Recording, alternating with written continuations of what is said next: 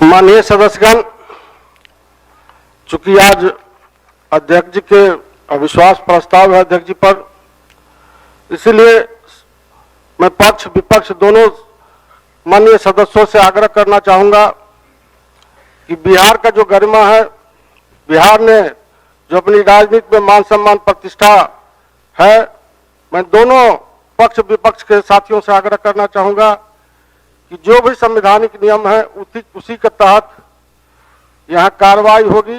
सब कोई शांति ढंग से यदि यह मतदान करेंगे तो मैं समझता हूँ बहुत ही अच्छा मैसेज बिहार के लिए जाएगा। इसलिए सबसे मेरा आग्रह होगा कि सब कोई संवैधानिक नियमों का पक्ष विपक्ष पालन करने का काम करेंगे।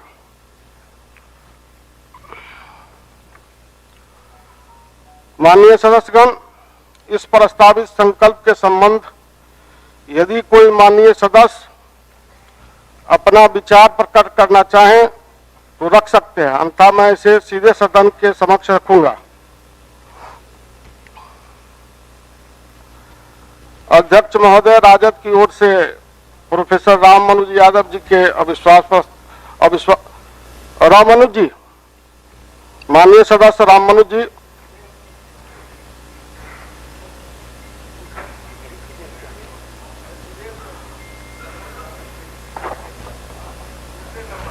अच्छा, माननीय सदस्य भूदेव जी।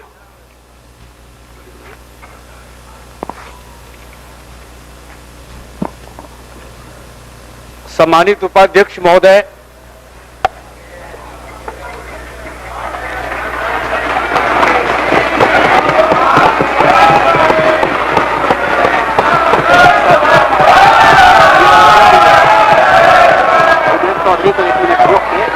आज सबसे पहले एक मिनट भूदेव जी। माननीय सदस्यगण, आज इस बिजनेस के बाद विश्वास प्रस्ताव पर भी विचार होना है तथा अन्य औपचारिक कार्य भी होने हैं। कृपया संक्षेप में अपनी बात रखेंगे।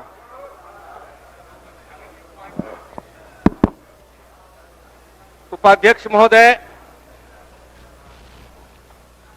सबसे पहले मैं अपने दल के प्रबुद्ध नेता, युवाओं के नेता, युवाओं का भविष्य, पूर्व उप मुख्यमंत्री आदरणीय तेजस्वी प्रसाद यादव जी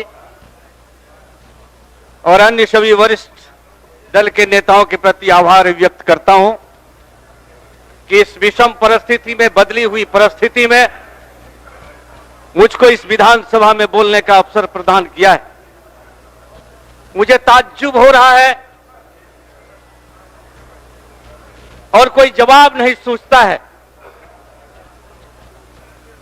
17 महीने हुए हैं और 17 महीने में जो परिवर्तन देखने को मिला है और बिहार और देश के लिए बहुत ही उपहास और मजाक का यह समय है। उपाध्यक्ष महोदय, मुझको स्मरण है, मैं 2000 में ही यहां का विधायक बना था। बीच में मैं एमपी बन गया और फिर विधानसभा का सदस्य बन के इस सदन में आया हूं। लेकिन जिस तरह के माहौल और जिस तरह का परिवर्तन मुझे इस वर्ष देखने को मिला, या मुझको लगता है कि सदन में बैठे हुए जो महानायक होंगे, चाहे हो जननायक कर्पूरी ठाकुर हों, चाहे और कोई अन्य वरिष्ठ नेता हों, अगर उनकी आत्मा निहारती होगी इस सदन पर तो मुस्कुराती नहीं होगी, हंसती नहीं होती होगी, बल्कि विलाप करती होगी कि यह क्या कर दिया।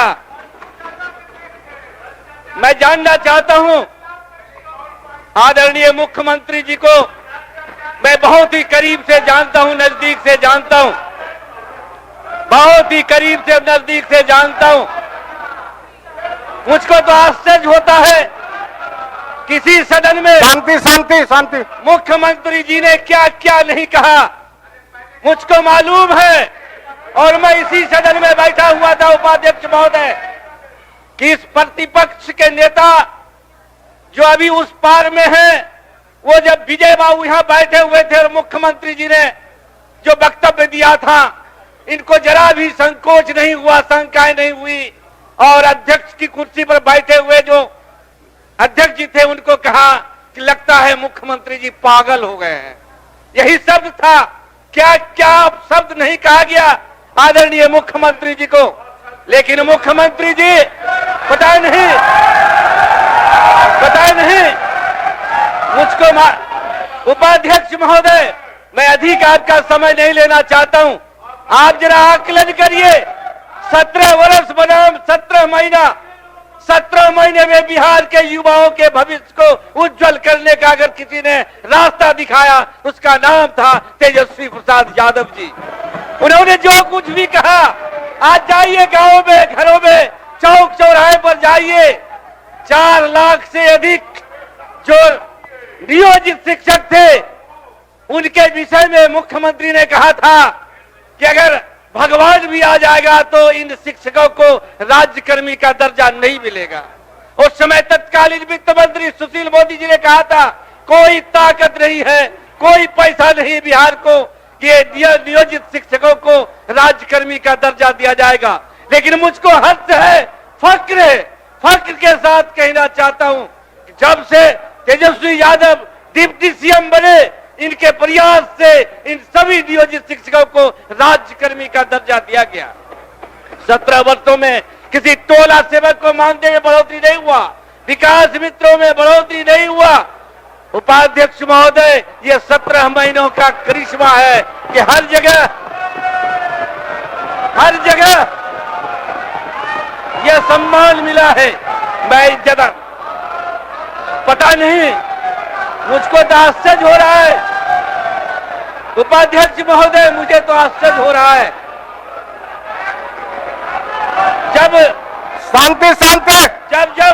जब मुख्यमंत्री जी राजद सुप्रीमो से मिले थे और कहा था कि मिट्टी में मिल जाएंगे लेकिन अब भाजपा में नहीं जाएंगे, ये शब्द मुख्यमंत्री के थे कि मिट्टी में मिल जाएंगे, भाजपा में नहीं जाएंगे। और भाजपा का, बीजेपी का जो विश्लेषण किया था उपाध्यक्ष महोदय, बीजेपी का जो विश्लेषण किया था, आदरणीय मुख्यमंत्री जी के ही वक्तव्य हैं कि ये बीजेपी बड़का झूठा पार्टी है, बड़का जुमला पार्टी है। ये हमने नहीं कहा था उपाध्यक्ष महोदय, ये कहा था आदरणीय मुख्यमंत्री नीतीश कुमार जी ने। जब नीतीश कुमार जी आए थे राजद में, यही कहते अब हम कहीं नहीं जाएंगे। युवा लोग बड़ी खुश हुए थे, यहाँ के युवा खुश हुए थे, जाति जनगणना हुआ उपाध्यक्ष महोदय, ये आदरणीय डिप्टी सीएम के प्रयास से हुआ और जाति गणना के बाद जो आरक्षण में बढ़ोतरी हुई ये 17 महीनों के इस समय में हुआ है। मुझको तो लगता है किसका डर था मुख्यमंत्री जी आपको? आप तो हमेशा दूसरे को कहते थे लीडर हो, ये सीबीआई का डर हो गया आपको या ईडी का डर हो गया? किसके दबाव में आपने ये अपमान किया है? पूरा बिहार अपमानित हो रहा है। मुझको मालूम है, मैंने सुना था कि जब मुख्यमंत्री जी के वक्तव्य आए थे नारी सशक्तिकरण पर तो यही की विधायिका, जो बीजेपी की विधायिका थी, वो रोती थी कि मुख्यमंत्री जी के इस वक्तव्य ने पूरे बिहार को शर्मसार कर दिया। लेकिन आज मुख्यमंत्री जी का आगमन हुआ, उनके चेहरे पर मुस्कुराहट, मुझको ताज्जुब होता है। इसलिए मैं कह सकता हूं उपाध्यक्ष महोदय, जिनको इस तरह से मेंटल कहा जाए, जिसको इस तरह से पागल कहा जाए, जिसको इस तरह से गंजेड़ी कहा जाए, वैसे मुख्यमंत्री ने इस तरह से पलटी मारा है। इसलिए बिहार के युवाओं के चेहरे पर मायूसी छाई हुई है। मैं यही कह सकता हूं कि जब वो आए थे तो ये राजद के लोग और इनके युवा साथी कहे थे और यही बीजेपी के लोग कहे थे बहारो फूल बरसाओ मेरा महबूब आया है। लेकिन वही लोग आज बिहार के नौजवान कहते हैं कि अच्छा सिला दिया तूने मेरे प्यार का और यार नहीं लूट लिया घर यार का। इसलिए नौजवान साथी, उपाध्यक्ष महोदय, मैं अधिक आपका समय नहीं लेना चाहता हूं, सिर्फ यही कहना चाहता हूं कि जिंदगी के रथों पे लगाम बहुत है, जिंदगी के रथों पे लगाम बहुत है, अपनों को अपने पर इल्जाम बहुत है। सोचता हूँ तो थम जाता हूँ, वक्त कम और इम्तिहान बहुत है। इन्हीं शब्दों के साथ आपने मुझको समय दिया, इसके लिए बहुत बहुत आभार व्यक्त करता हूँ। जय हिंद।